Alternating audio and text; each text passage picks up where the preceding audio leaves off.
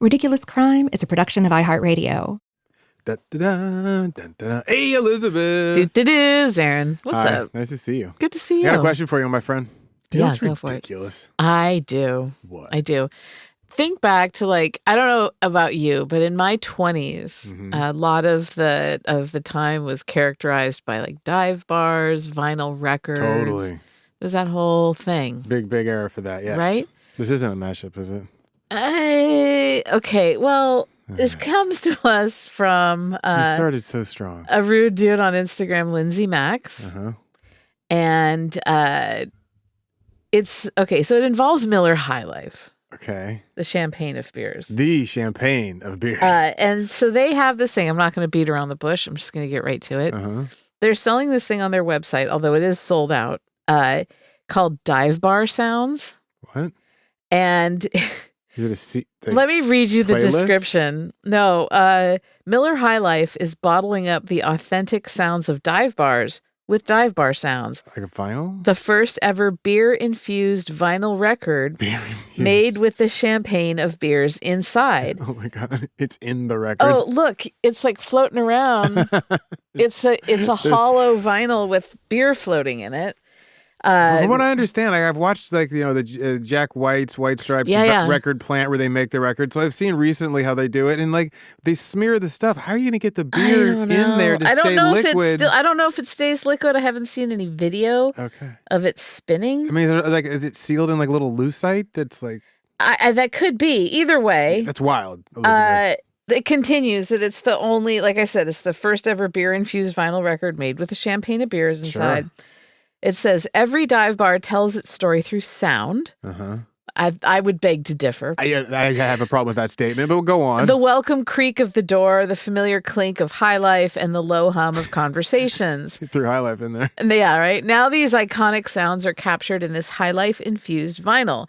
No cover charge needed, just set the record spinning and let High Life bring the soundtrack of your favorite neighborhood spot to you. It's a recording of a bar? Yeah, so if you're too depressed to leave the house and you want to still drink your Miller, then you can put that on in, your... My new writing music. I'm going to get me one of these LPs. Let me tell you the tracks. Needle. The tracks. Oh, there's music? Side A, Welcome to the Dive. Uh-huh. It's a minute 25. Okay, 26. Nice. Champagne Nights. Uh-huh. Happy Hour. Wait, they're moving me through moods too quickly. I know. Rack 'em up. That's a 4-minute, 5-second epic at the end of side A. Side B kicks off Regulars Remix. Uh-huh. Another round. And the last track is Last Call, 4 minutes, 48 seconds. They're kicking me out of the bar. Then they should have Lights On. It's a quick night. They're just rushing you through this LP. Yeah, I know. It's like a bar crawl. It's so cool, but so not cool, and it just funny but upsetting. Bounces in a very interesting area. And so that's what the vinyl looks like. We'll put it up on Instagram. Wow. And I was like, you know what? I need one of these. Did you order? Did you get in before it was sold out? I don't go to dive bars anymore, but it's sold out. So now you're on eBay waiting with a notification. I guess it doesn't ship until July of 2025. Well, that's this year. Yeah, that is this year. But that's not anytime soon. No, it's still months away. It's deep into the summer. So anywho, God, a hot night playing that, sitting by yourself, pretending you have friends. Throw on a crackling log and just one of those videos on YouTube. You hire someone to go in and pee all over your bathroom so that when you go in there, it's an authentic feeling. I love this And there's experience. no toilet paper. Yeah. The sink's backed up. That's ridiculous. That's hella ridiculous. Right? Finally, you got me on a mashup. I did. Okay, Elizabeth. You know what else is ridiculous? Please tell me. Okay, well, I would love to. So I'll just start up top. Let's say you're wearing a costume.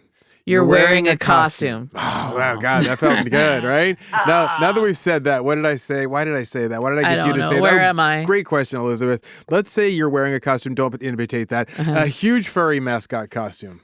Oh, and suddenly, boom. No. Ironically, you think you're invisible. You can do anything you want because it's not you doing it. It's the mascot. No. And that's how you get arrested. Oh, boy. Today, I want to tell you about folks who thought they were above the law because they were wearing a mascot costume, which is ridiculous. That's ridiculous.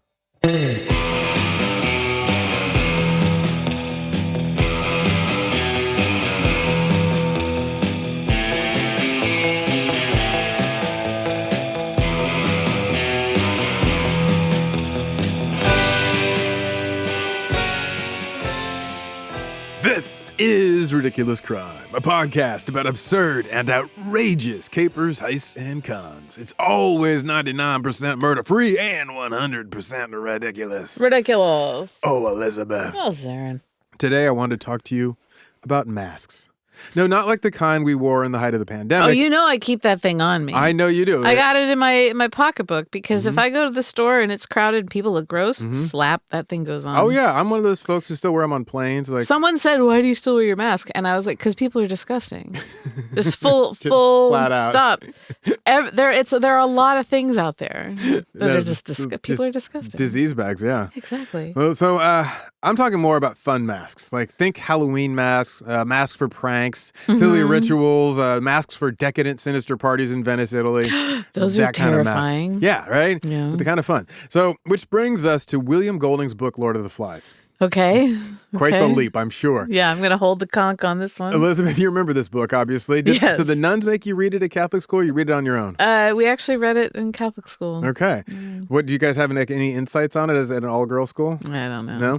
Well, my man, William Golding, friend of the show, was a tremendous writer, poet, just an interesting Cornishman, and he's most famous for his first novel, Lord of the Flies. Now, although it's one of those books, teachers make you read, I would recommend it if you haven't read it. I loved definitely. how William Golding uses this story about these shipwrecked British schoolboys who are left on their own without adults, and it shows how they, but really any of us, can just pretty much speed run our way right back to humanity's savage past. Yes, exactly. Right? Civilization is just merely this thin patina we all wear on our animal selves. So in the fourth It's an honor system. Yeah. That we're finding doesn't really, there's not enforceable. Yes, exactly. It's all a promissory note. You're hoping no one cashes, or just we all pass along. Right. Now, in the fourth chapter of the book, Painted Faces and Long Hair, that's the name of the chapter, Golding, he focuses his keen powers of observation of the human condition on the power of masks to change who we are. Right? Yeah. Now, Elizabeth, I'm not sure if you remember this chapter, but the key moments come during the early pig hunts. Okay? So we have the two main characters, Ralph and Jack, and they've seen the wild pig in the jungle at this point, and the tusked boar, it scares them because it's a tusked boar. Yeah. And the thing, it can kill them. And so Jack, the bully kid, is he's too scared to kill the boar at first. But then this ancient idea kind of takes hold of him, and he smears charcoal on his face, and he makes this mask, and it allows him to believe he's invisible to the wild pig. And this time, the hunt is successful. He kills the boar, right? Now, the key part is when he sees his reflection, when he sees himself in the charcoal mask. Well, I'll just let William Golding go back to the book. Quote, "He looked in astonishment, no longer at himself, but at an awesome stranger. He spilt the water and leapt to his feet, laughing excitedly. Beside the pool, his sinewy body held up a mask that drew their eyes and appalled them. He began to dance, and his laughter became a bloodthirsty snarling. He capered toward Bill, and the mask was a thing on its own, behind which Jack hid, liberated from shame and self-consciousness." So William Golding just nails exactly what I'm talking about today, right? Yeah. It's not just that Jack the wild man has come to life, but the mask releases him, and the mask allows his wild side just to emerge and wreak shop. It does the same for all of us, right? Yeah. We think we can kill the boar, or at least, beat the pig. Isn't it kill the pig, drink its blood? They chant, kill the pig. So Elizabeth, did you ever wear a Halloween costume where you had on a mask that made you unrecognizable? Did you act out?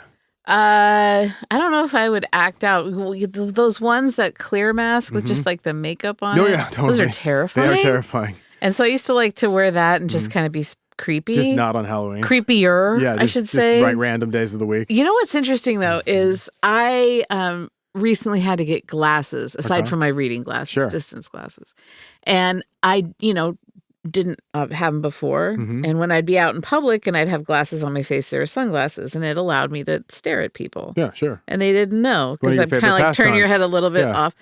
And then I found myself doing that with the regular glasses and being like, oh, dang, wait, they see me. Oh, boy.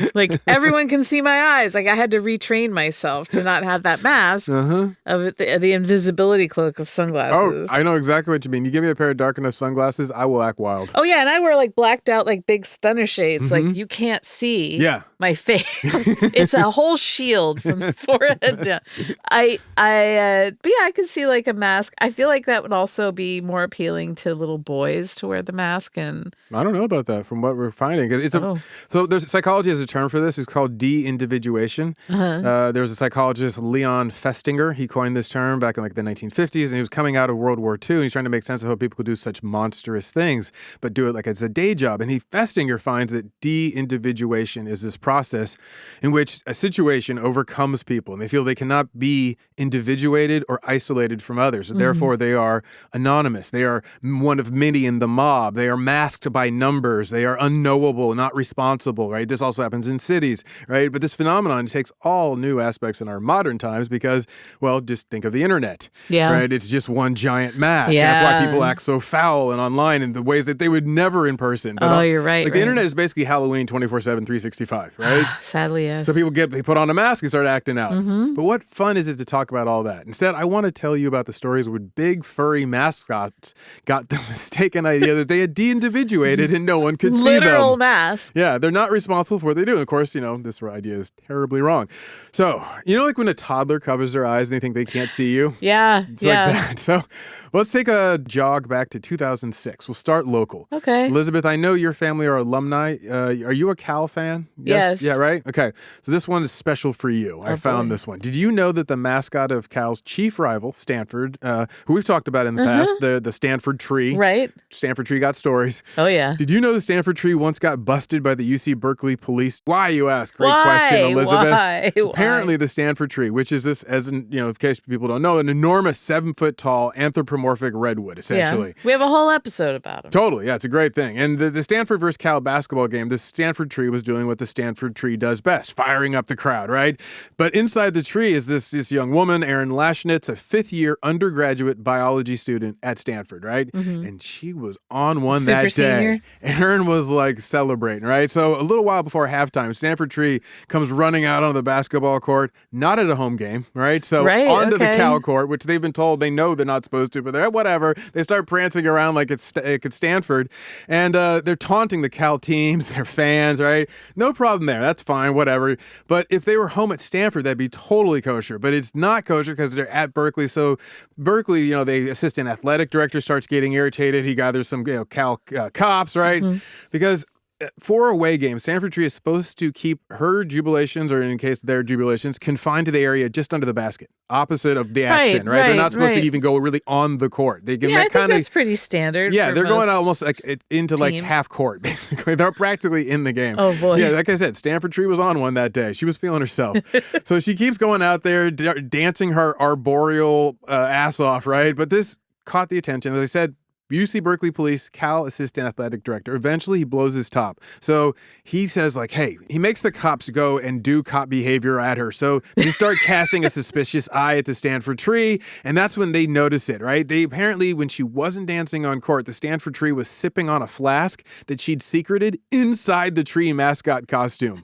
I don't even know how she was doing that. Yeah. But the Cal's Assistant Athletic Director, this dude, Kevin Clintworth, he said, quote, she was taking drinks inside the tree. The officers could see the flask through the costume. Yeah, because it's sort of mesh in between the various tiers of the tree. And especially around the face with the big eyes. Anyway, so a spokesperson for the Stanford band, who they're in charge of the Stanford Tree, they defended their redwood mascot, arguing that, quote, she wasn't doing anything offensive. She was just jumping and dancing. The tree's movement is usually consistent with that of someone who's had something to drink. It is. Because apparently she was just drunkenly eventually dancing around. She got this drunken Stanford Tree. Like no spatial awareness. Completely. Yeah. So, think of it as like a line of defense. Your Honor, it's impossible for law enforcement to discern if my client is intoxicated because they always appear to be under the influence. Case closed. So, what happened to the Stanford Tree? UC Berkeley treats the Stanford Tree just like any other perp. They're like, I don't care if you're a mascot. Right. So they take her off the court. They make her do a field sobriety test.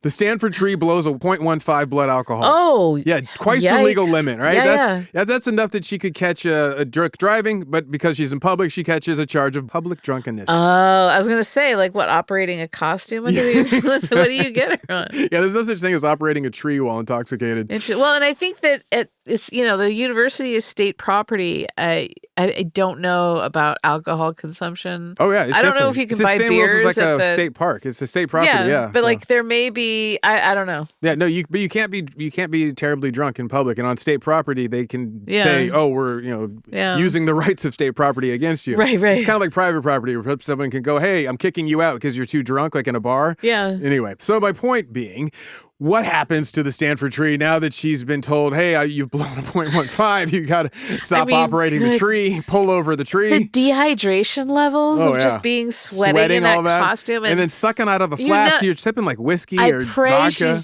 She's drinking vodka and not brown liquor. Oh, yeah. Oh, God, or tequila. Oh, buddy, yeah. Burn the place down. So at this point, they tell her, like, look, you have to leave, but they don't want her to... Ma'am. They don't want her to drive, right? So they're like, let's wait for you to catch a ride with the band. Yeah, so get on the bus. You can wait, but they're like, oh, we can't kick her out. So they let her wait in the grandstand. And there's no mention in the news stories if she took off the mascot costume, but I like to think that she's still dressed as the tree up there in the grandstand, kind of like swerving and like getting lazy by like late in the game. She's leaned back on somebody.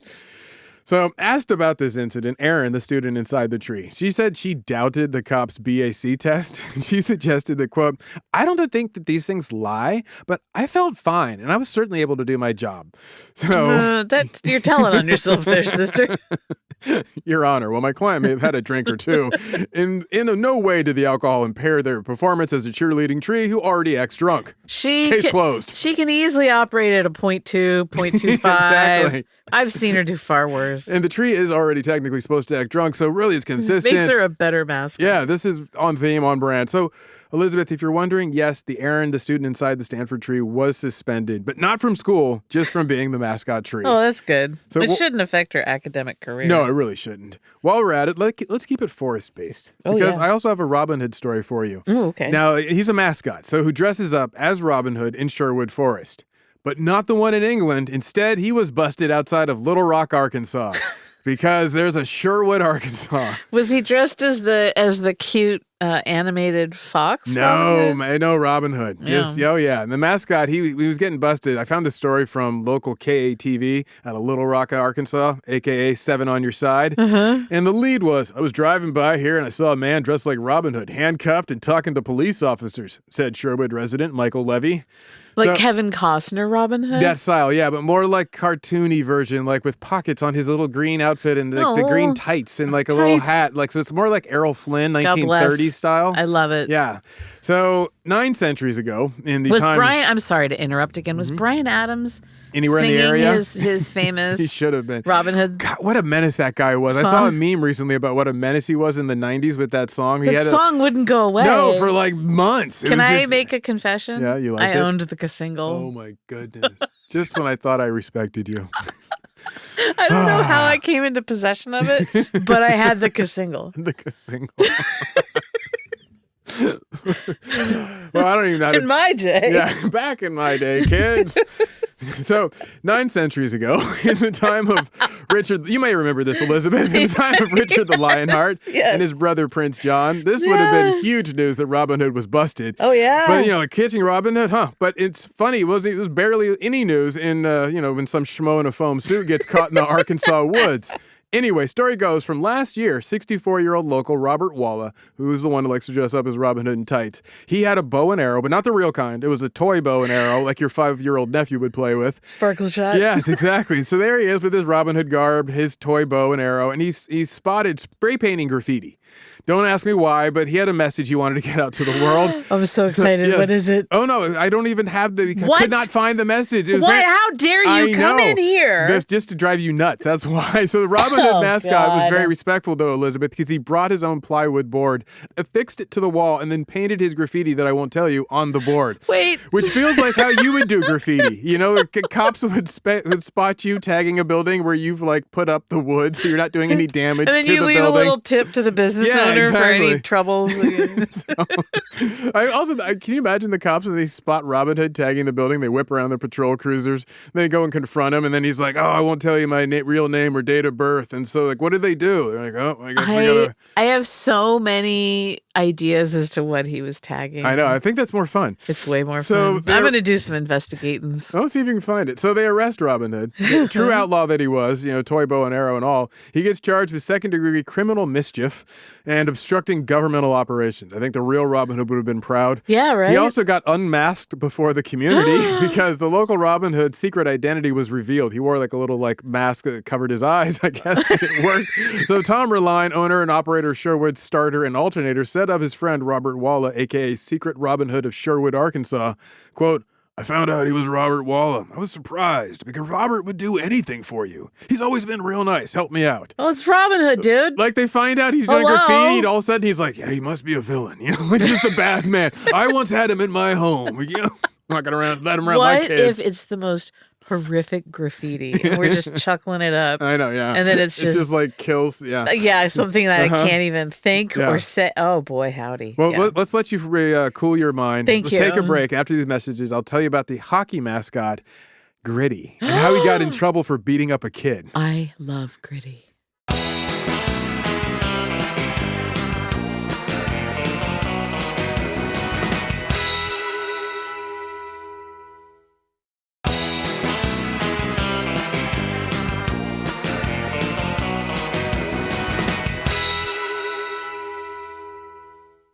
Elizabeth. Zaron. We're back. Zaron. I promised you a story about your favorite NHL mascot, Gritty. Yeah. Yeah, the furry orange-haired monster from the city of brotherly love. Mm-hmm. The living embodiment of Philly sports fans. I have a t-shirt with Gritty on it. Yeah, I know. And I love that shirt. It says 4 Seasons Landscaping.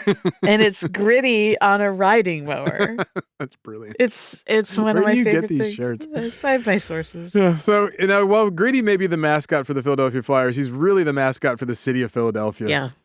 Particularly their sports fandom. Yeah. Now, you're familiar with Philly sports fans, Elizabeth, and how hectic they are? They're amazing. Yeah, right? Okay. So Philly Flyers, their website describes Gritty in these brilliant terms. Quote, "Gritty is best known for his uniquely Philadelphian personality, as well as his Flyers fandom.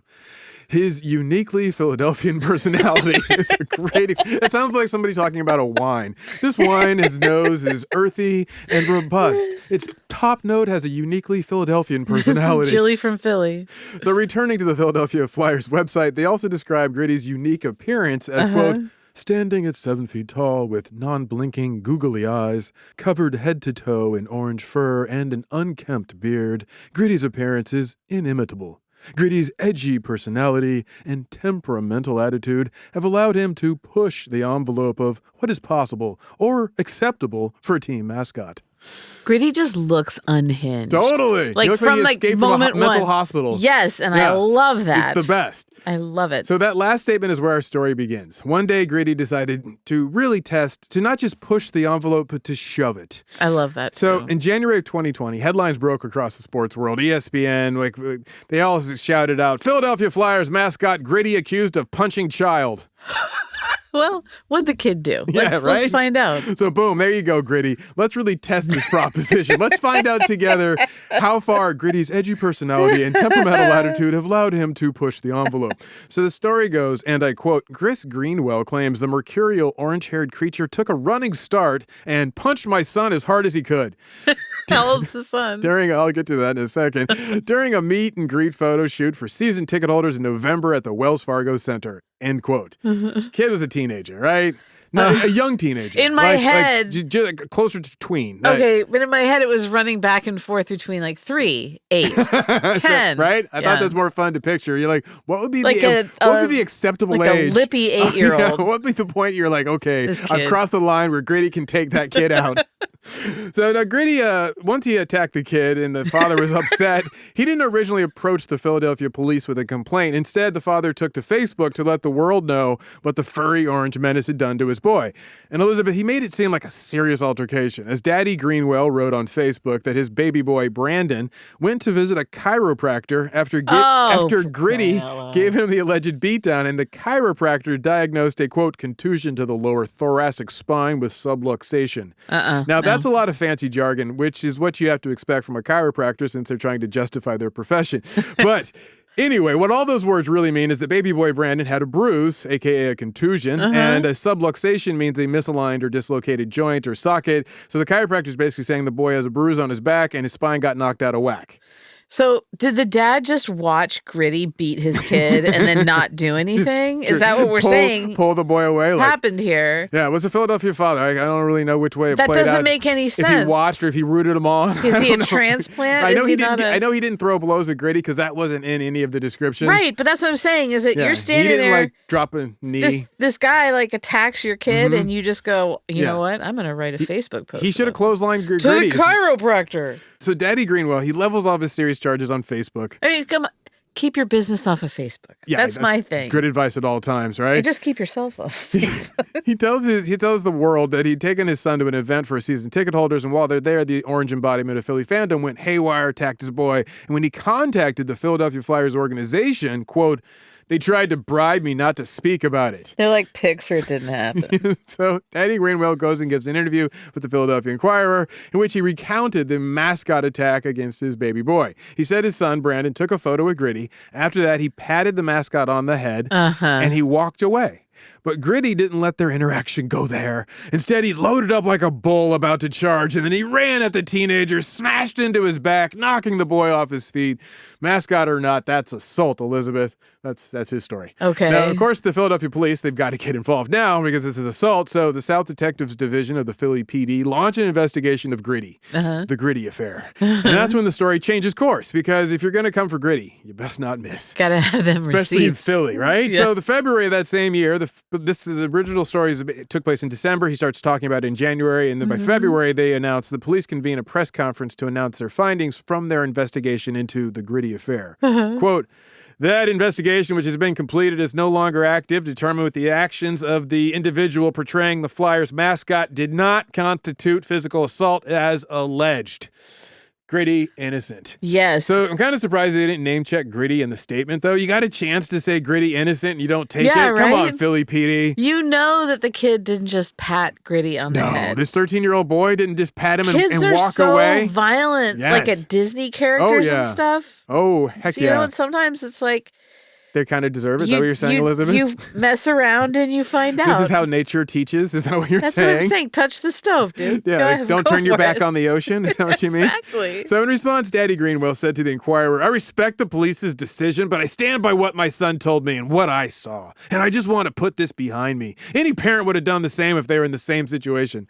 To your point, Elizabeth, done what? Watch a team mascot go ham on your teenage son? Exactly. I mean, done what? And then you load him into the minivan and head to the chiropractor. And then he tried to shake down an NHL team. Right? Man, any parent would do that, buddy. I totally agree. Yeah. Well, next up, Elizabeth, I've got a story for you about that one time when the University of Miami mascot Sebastian the Ibis went toe-to-toe with the Tallahassee police. Oh, no. This whole thing is already cursed. Elizabeth, are you an SEC Sebastian. or in particular an ACC football fan? I have no idea what that means. It's college football. Different. Is it like a ACDC kind of? Kind of like. What's your voltage? Good Southern football. All right. Well, yeah. So like Miami and Florida. I didn't go to school in the South. Yeah. So you don't know these things? So I don't things? know anything about it. I only cheer for schools where I went. There you go. Well, Miami, powerhouse football program. You may not know that. Florida State, also in Tallahassee, another one. I believe you.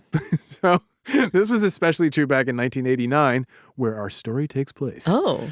Now, I'm not overselling it to say that Florida State-Miami game used to be one of the biggest games in college football, like which I don't watch. But plenty of my friends do, so I know that it's a big game. And I looked it up.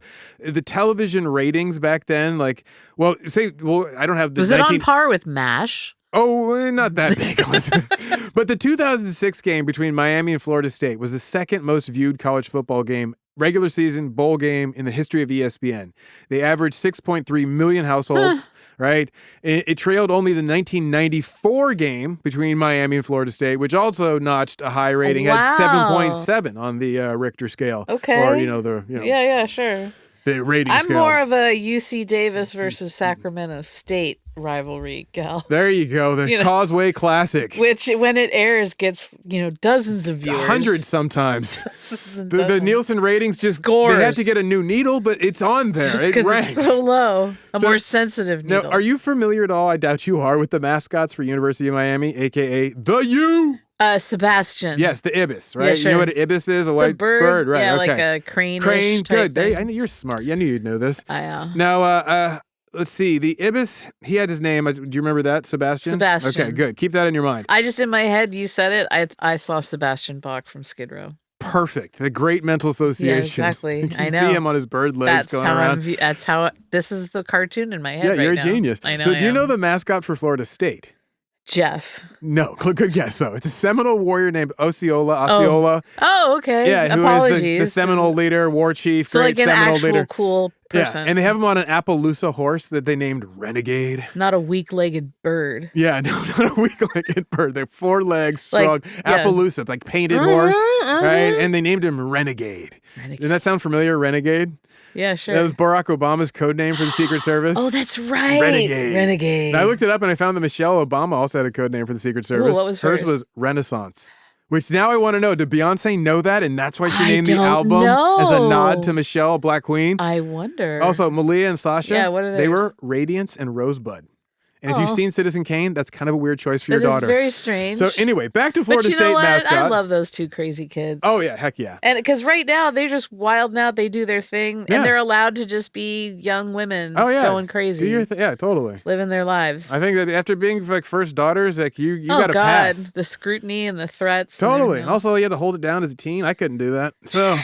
the awkward. I mean, look at poor Chelsea Clinton. Yes, totally. It's. I hate for teens. Amy Carter, teens apparently the Roosevelt girl, the Teddy's daughter. Yeah, exactly. Alice. Exactly. Now, Osceola, the Florida State mascot and Renegade. All right, so the thing about him, before each home game, after the team is introduced, the mascot comes riding bareback out, hard charging into the stadium. He carries proudly a flaming lance, or if you prefer, a burning spear, just like the reggae band Elizabeth. I was just listening to Burning Spear earlier today. Tying it all together for you. Oh, it's all coming together. So the mascot Osceola comes out riding his spirited pony across the football field, and when he gets to the 50-yard line, he like rears up, and then he like hurls the spear at the earth, and he buries the flaming lance, the burning spear, right in the center of the field. It's like this consecration that blesses the game. Sure, and damages the field. Go on. Not really. But if you're wondering, yes, he is wearing face paint and moccasins, and he rides the horse bareback, so it's a very stylized image of the native Seminole population.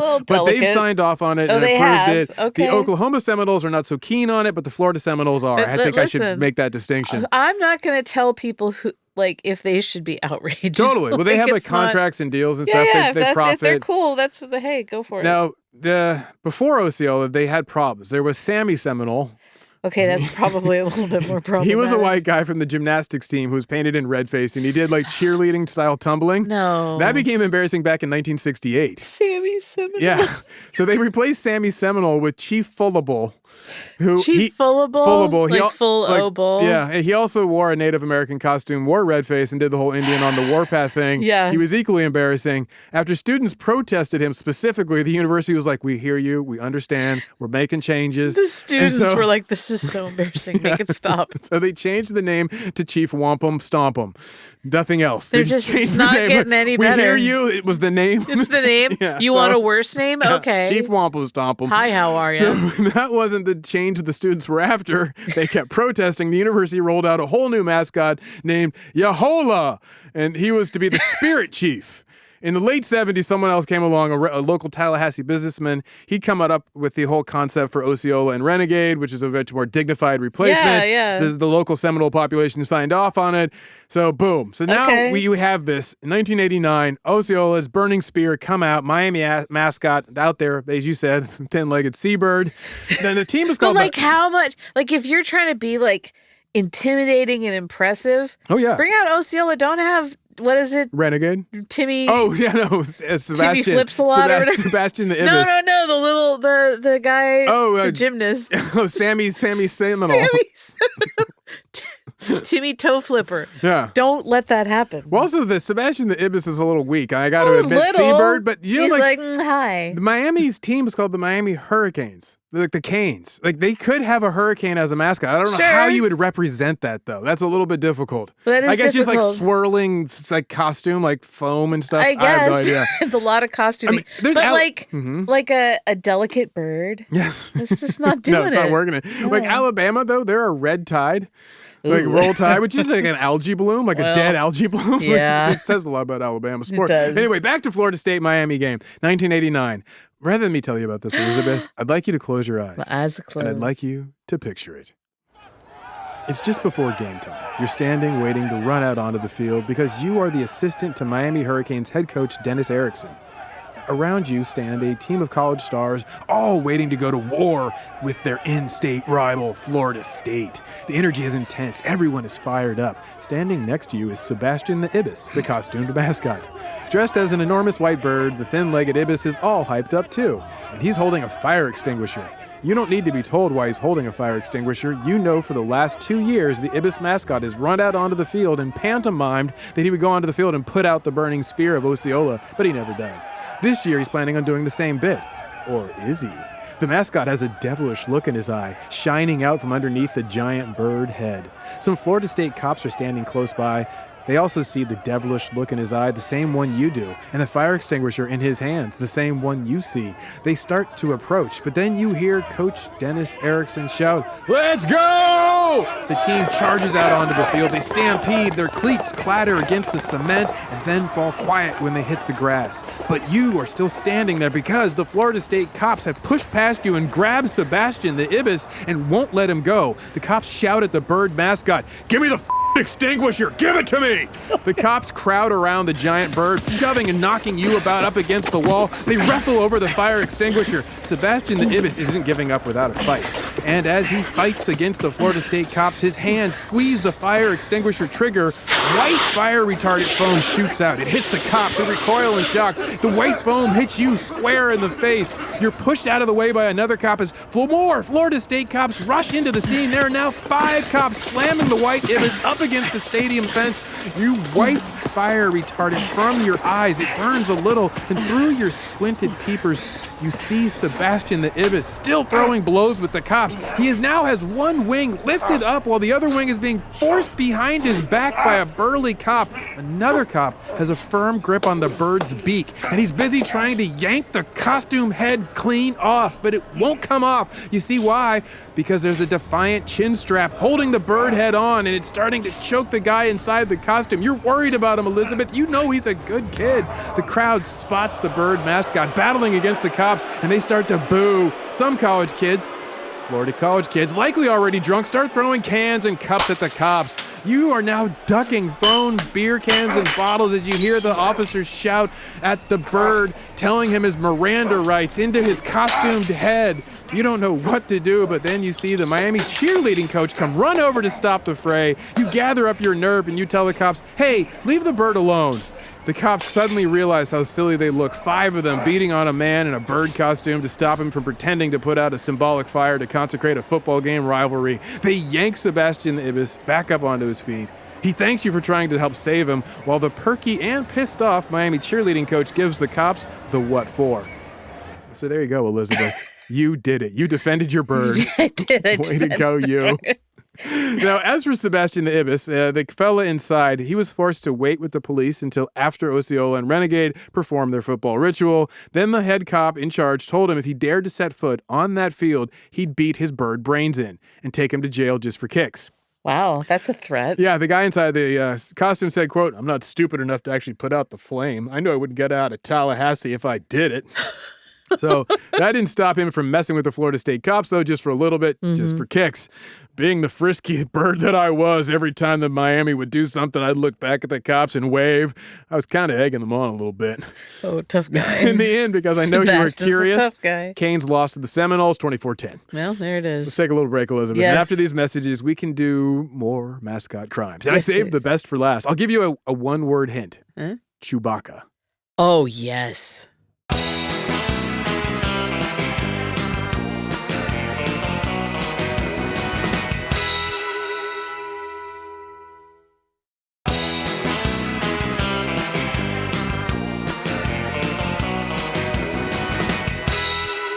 Elizabeth. Zaron. We're back. Zaron. This next one doesn't involve any college football or historic mascots. Okay. Instead, it's a battle with Batman and Superman who team up to beat up, wait for it, tourists in Times Square. Oh, no. Yes, you've been to Times Square, yes? I have. You've seen all the mascots that work there, hustling the tourists for photos for a donation. A couple of them. Yeah, right? You threw blows, get sharp elbows.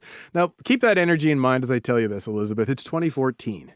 It's a Saturday night in Times Square, packed with tourists, but especially younger ones because it's late night. It's about 10 o'clock. The mascots are still out entertaining the crowds, though. There's Jose Escalona Martinez, the 41-year-old. He's dressed as Batman. Then there's his mascot buddy, Abdel El Kahazai, 35 years old. He's dressed as Spider-Man. They're at 44th and Broadway. The crowd is lively. The mascots throwing down superhero stances. They're posing with tourists for photos. Everyone's having fun.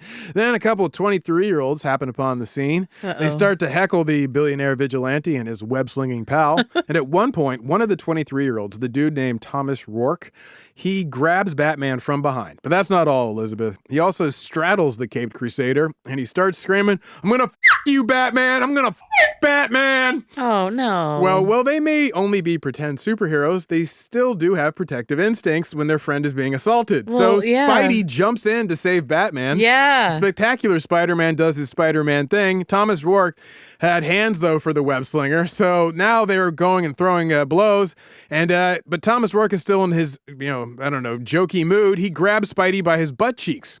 Now, there was no reports of him promising to sex up Spidey, but that may be due to the web slinger's Spidey fast reflexes and Spidey senses, because he spun around real quick and he shot webs at the 23-year-old right in his face, the one who'd grabbed his lycra-clad cheeks. Yeah, no, since he's not a real Spider-Man, Elizabeth, he doesn't have webs. Does he have, like, silly string? He didn't exactly shoot webs. Yeah, no, he shot his reasonable facsimile, which was exactly that, silly string. This is He kept that thing on him, though. This is especially heinous, and I'm calling Detective Tutuola. Yes. He would tell you silly string is the name of a drug, though. Oh, yeah, completely. So Rourke got hit with the webs, a.k.a. the silly string. He goes full Sandman and starts walloping Spider-Man with blows to his masked face. This guy? In response, Spider-Man throws hands back and Batman joins in. When the cops get there, it looks like Batman and Spider-Man are handing a beatdown to two tourists. So now the NYPD jumps in and they try to pull Batman and Spider-Man off these 23-year-olds. Dennis Spiderman, DDS. So they arrest Batman and Spiderman, and Batman, a.k.a. Escalona Martinez, and Spider-Man, a.k.a. El Kahalazi, were charged with misdemeanor assaults. They spent the night in Manhattan Criminal Court, a.k.a. the inspiration for one of my favorite shows ever, Night Court. Right? Oh, that's right. Yeah, right. So after their night in Manhattan Criminal Court, then they go sent to lockup. Once they're locked up, rather ironically, Spider-Man's able to bail himself out. Batman doesn't have the funds to post the $750 bail. Oh. Yeah, so, okay, now I got one more for you, and this is a two-parter that connects to what I just told you, so keep those names in mind. It also features a Spider-Man who throws hands. Okay. As the New York Post described the scene, quote, "A panhandler dressed as the iconic web-slinger repeatedly punched a cop in the face during a violent Times Square tussle Saturday afternoon," police said. Oh, boy. Now, that doesn't really seem fair to Spidey or even an accurate summation. So the story goes, Spider-Man was posing for photos with tourists in Times Square. He was charging for the pleasure, as they do, and it's his job. It's a fair job, whatever. Yeah. So he was asking for $10 for a photo. Roughly 2 p.m., some cop ambles by, walking the beat. He hears Spidey shaking down the tourists, saying 5s, 10s, or 20s only. Pisses the cop off. He's like, "You got to stop hassling these tourists," right? For some reason, the cop goes like ham on him. He comes over. It's like he's going to protect the tourists in Times Square, which is what they do ever since Disney brought up the real estate. Right. But now he's going to be all tough guy about it. So he confronts Spider-Man and he asks Spider-Man for ID. Right? So Spider-Man must have been having a bad one because he told the cop, "F you, this is none of your business." Oh. So now the cop makes it his business, and Spider-Man whips off his mask and he begins to insult the cop in front of the kids and the family. Oh, God. And you know what comes next? The cop decides he should arrest Spider-Man in front of the kids and the family. Sure, of course. So, because they'd all lost sight of the original intention, which is amusing the kids and the families. That's the New York experience. Yeah, so the cop demands the lycra-clad mascot submit to his will. Spider-Man's not down to do that, so they start, escalating. Once again, I said this is all parents, families, tourists are sitting there watching this. They also start filming the confrontation. So there's all this footage of Spider-Man and the New York finest throwing blows.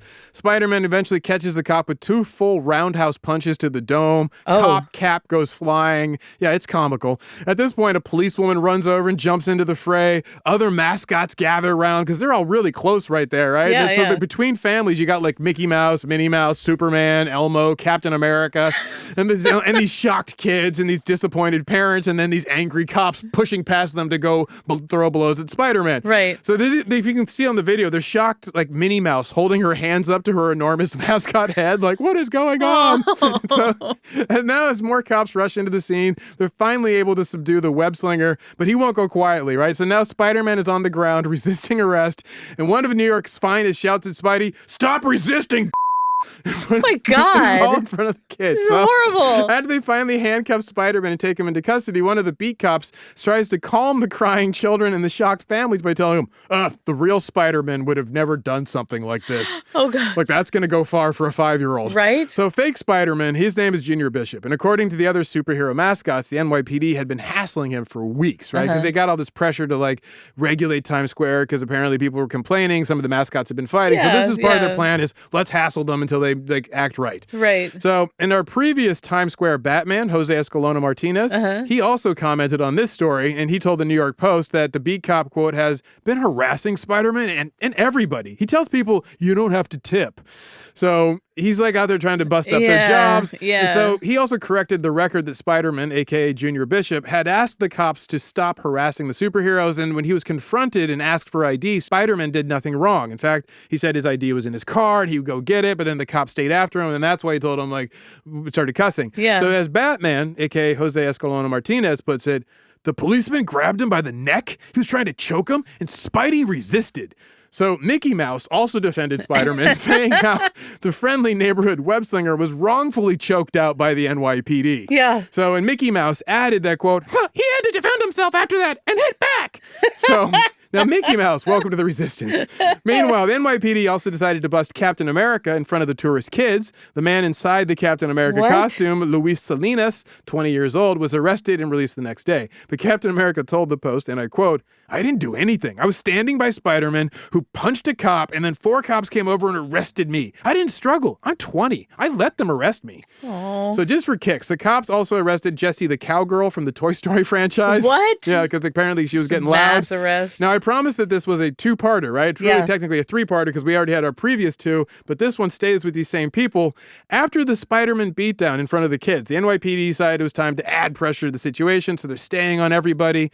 So one cop went so far as to describe the lycra-clad superhero and his mascots as being on the level of Osama bin Laden. Wait, no, yeah, the cop told the New York Post, they're like little terrorists preying on all the tourists. Oh, get out of here. It's his metaphor, not mine, right? Get I'm like, out of it's not the here. best metaphor to use in a city where terrorists took down the Twin Towers. But hey, NYPD, do you. Lazy language is what that is. Right? It's just reaching for the strongest metaphor you can. Like, So the 2-parter involves the same characters. But we also, like a comic book, have to introduce a new character for our latest installment. Okay. The Naked Black Cowboy. The Naked Black Cowboy. He's not a comic book character. Yeah, what part of the Marvel universe is he? I know you're not down with the Marvel universe, but he's not a character. That's my favorite Marvel movie. That's his street name, the Naked Black Cowboy. His government name is Titus Gandy. The Naked Black Cowboy is friends with Spider-Man, and so after his web-slinging buddy got busted, the Naked Black Cowboy went down to Midtown South Precinct to check on him. Now, Elizabeth, I should tell you that the Naked Black Cowboy looks like, so you can better picture this. Oh, no. As you might well imagine, he doesn't wear clothes. Well, he does wear a giant cowboy hat, and he wears cowboy boots, because otherwise he'd just be the naked black man, and the tourists would give him tips. So the Naked Black Cowboy is kind of false advertising, but he also wears underwear. So he walks around it's not naked, then. playing a guitar, and so he does have some clothing. But other than that, it's all bearskin. This is kind of what he looks like. Wasn't there a white guy who did this too? Yeah, it's a common look. Just wear underwear and a cowboy hat and play guitar. Yeah, and you're just apparently now defined by skin tone. Matthew McConaughey calls it a weekend. That's true. It's just like, hey, weekend, kids. So now that you have that mental image, the Naked Black Cowboy walking into Midtown South Precinct. Oddly wholesome and happy in that picture. Right? That smile is just beaming. He's not creepy. His nakedness is not intimidating. Yeah, or just like creepy or pervy. Well, they're just like those are full coverage briefs.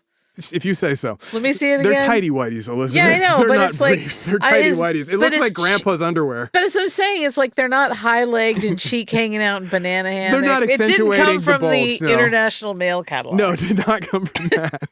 So once our naked black cowboy walks into the cop shop, right? They he's demanding justice. Yeah. The NYPD take one look at the naked black cowboy and they're like, "There's got to be something wrong here. Yeah. I'm betting there's a crime."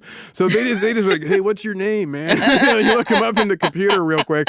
Turns out, unfortunately, they weren't far off. Naked black cowboy had open warrants. Oh God! So they popped him for cocaine possession. Wait! He'd been stopped previously for a stop and frisk, and the cops found coke in his wallet. He still had an outstanding warrant for that. So then they busted the naked black cowboy, and they said, "Hey, you can go sit in the cooler with your buddy." He's got warrants, and he walked into a police station. I don't think he remembered that. I was wondering where he kept his wallet on him. I think that costume. The hat's too tight. Oh, it's probably in the hat. The hat. Good call. Look at you. I know. Look at me. For I got one final. Or in the boot. There you go. For one final mascot melee, I saved your favorite for last. Elizabeth, I got 2 words for you. Chewbacca arrested. I love Chewbacca. I can't. That's a terrible one. Can you do Chewbacca? I can't, but you know who can do Chewbacca? Who? My nephew. Oh, yeah, that's right. He does a great Chewbacca. He's been able to do it since he was like 3.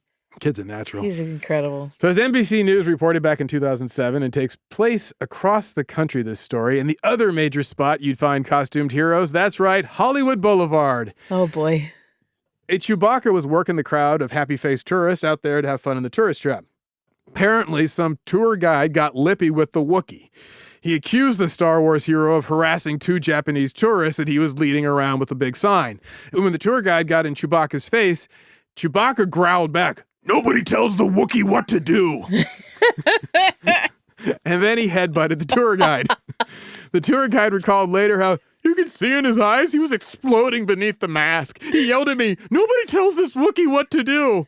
Well, because it's hot and it stinks, and you're on your feet, and people are jerks. A 44-year-old man who's 6'5", wearing a costume, walking up and down on the sidewalk, talking to tourists, trying to pose for photos with children who were kicking him in the shins. The things you do for $1. Oh, yeah. So Frederick Evan Young, the 44-year-old man inside the Chewbacca costume.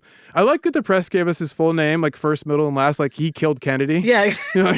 But this dude, Fred Young, he may have some cereals on him. Who knows? He's appropriately sized, as I said, 6'5". So he's looming over this tour guide.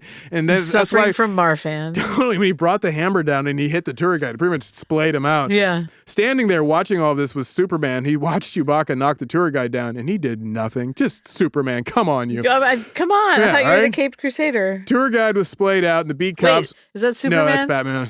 Oh. Yeah. Well, you got a cape on. Man of Steel. Superman's Man of You Steel. got a cape on and you're a steel man. So go for it. Go, use that steel man. I should have been there. Joseph Stalin, steel man, you go over there. And Captain Iron Stalin. Man.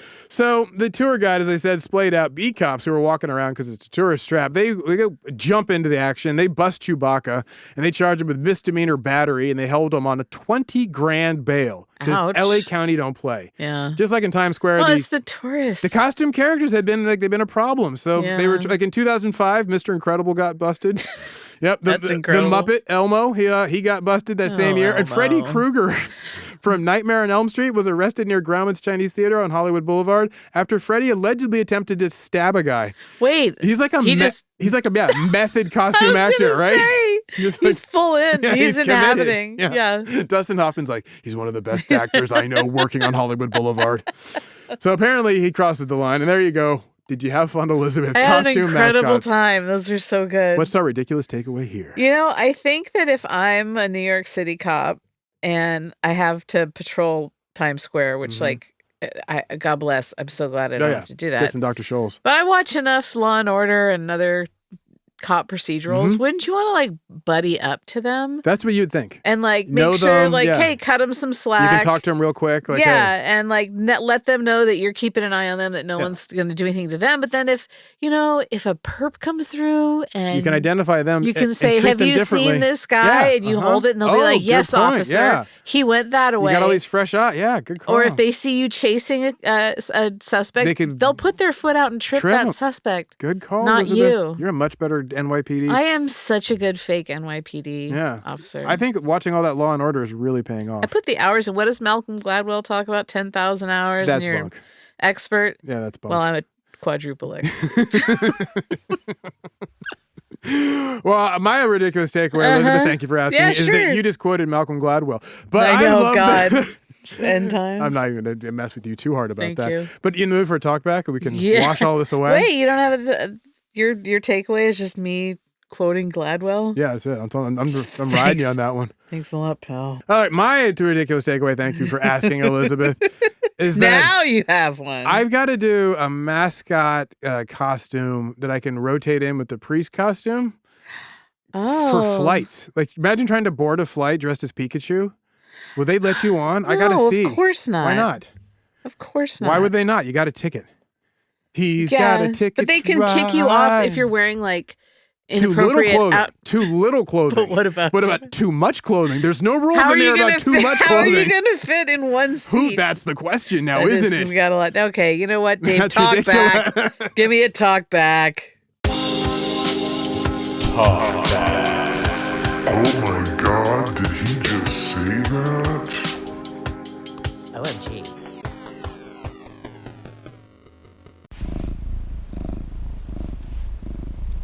Is that a cat?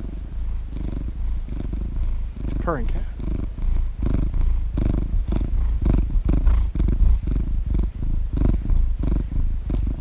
Hey, Elizabeth and Zaron. This is Stephanie, a.k.a. Grub Report on the various platforms over the years. Yeah. You know what's ridiculous? Cats. And their purring. So I'm going to send you 2 voice memos because their purring is known to calm your heartbeat, lower blood pressure and stress, and apparently at times it supposedly can heal bones because of their frequency. Anyway, that's what's ridiculous. This is from a family who loves you guys so much that whenever we tell our kids to close their eyes and imagine things, whether it's bedtime or the math their dad is teaching them, they always say, what do they say, Arthur? My eyes closed. We love you guys. Thank you awesome. so much for what you do. I love it. We got everybody quoting Dre. Wow, that is awesome. I love it. Close your eyes. My eyes are closed. Cat, man. Yeah, that's the groovy. cat purr is very comforting. It is very relaxing. And you can also imagine him making biscuits on you. Then. Totally. I had no idea what it was at first, though. I was guessing so many things. Motorcycle. That's what I thought. Actually, my first thought was, I'm like, okay, what year is that? Is some like Honda? Rude dude on a motorcycle is like, hey, I called him. No, instead we get this amazing. Thank you, Stephanie. You. And hey, to the fam, close your eyes. Eyes are closed. As always, folks, you can find us online at Ridiculous Crime on the social media, this Blue Sky and Instagram. Yeah. And also we have a website, ridiculouscrime.com, and we love your talkbacks, obviously. So go to the website iHeart has, and then download the app, and then you can record a talkback, and maybe you can hear your voice here. We'd love to hear it. Also, now you can find us on YouTube at Ridiculous Crime Podcast. So go look that up. And, of course, you can always email us. Cool animation. Totally, yeah. It's fun. I'm digging it. If you would like, also, you can email us at ridiculouscrime@gmail.com because we'd love to hear from you. But please, if you write, start your email, Dear Producer D. Thanks for listening, and we will catch you next crime.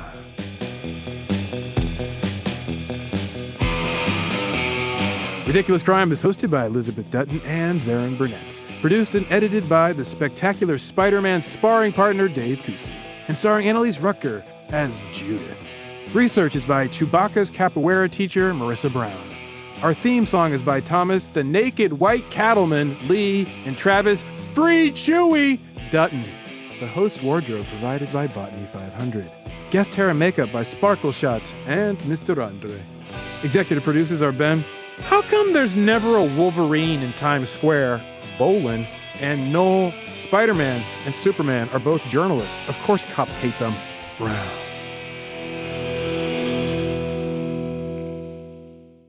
Ridiculous crime. Say it one more time. Ridiculous crime. Ridiculous Crime is a production of iHeartRadio. For more podcasts from iHeartRadio, visit the iHeartRadio app, Apple Podcasts, or wherever you listen to your favorite shows.